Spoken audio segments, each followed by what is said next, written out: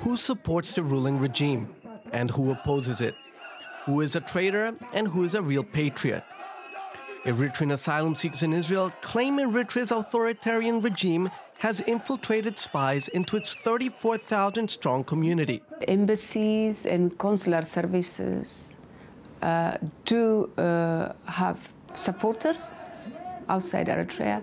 They do also infiltrate the government's agents among the refugees and asylum seekers. The asylum seekers or refugees, they don't feel comfortable, they don't feel safe even after they left because the regime wants still to control their lives. The alleged Eritrean spies are working for Eritrea's ruling party, known as the People's Front for Democracy and Justice, with the mission to implant fear and impose silence on those who have fled a country which the international media often portrays as the North Korea of Africa.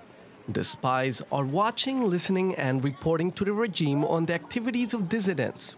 It is impossible to say how many there are. Obviously, no one will admit to being an informer for the regime, but there is no doubt that they do exist. So many Eritreans are so terrified to speak about what they really went through when they were in Eritrea. So that's what it is. I mean, the regime wants to still control every Eritrean in diaspora. Eritreans in Israel pay a 2% monthly diaspora tax out of their salaries through the embassy. Many claim that if they don't pay the tax, their families back in Eritrea will suffer the consequences. In South Tel Aviv, we meet an Eritrean political dissident who is willing to share his experience regarding the tactics used by the regime to harass and intimidate the Eritreans. He agrees to be interviewed on conditions we don't show his face. He fears his family in Eritrea might be punished or face persecution. Whenever an Eritrean citizen goes to the embassy, to the Eritrean embassy here in Israel, he should have to pay the 2% tax. Actually, it's not only 2%, it's more than 2%. In order to get what he needs or in order to get his rights, he should have to pay. Some of them, they may have problem within Eritrea. To save their families, to save their properties over there, and some of them to have a document from Eritrea. If they say anything in diaspora, the regime can punish their family. After paying the taxes owed since the day they left Eritrea, those who need a passport also pay exorbitant prices to the embassy in order to get one.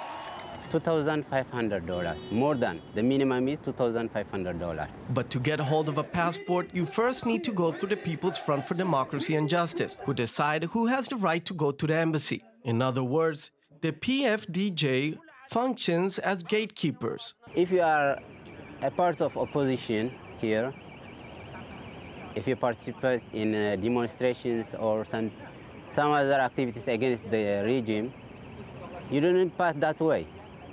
They block you in the early stage. They recognize you, they have all names, they have videos.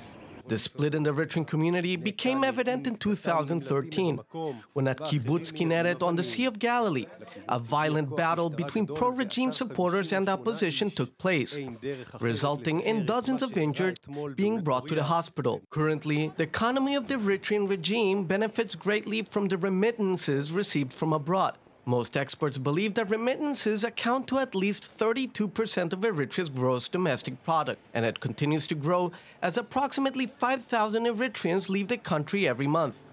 In December of 2011, a UN Security Council resolution called on Eritrea to cease using extortion threats of violence, fraud, and other pressure tactics to collect taxes outside of Eritrea from its nationals. Whether Israeli authorities will take action to limit the activities of the Eritrean embassy in Israel yet remains to be seen.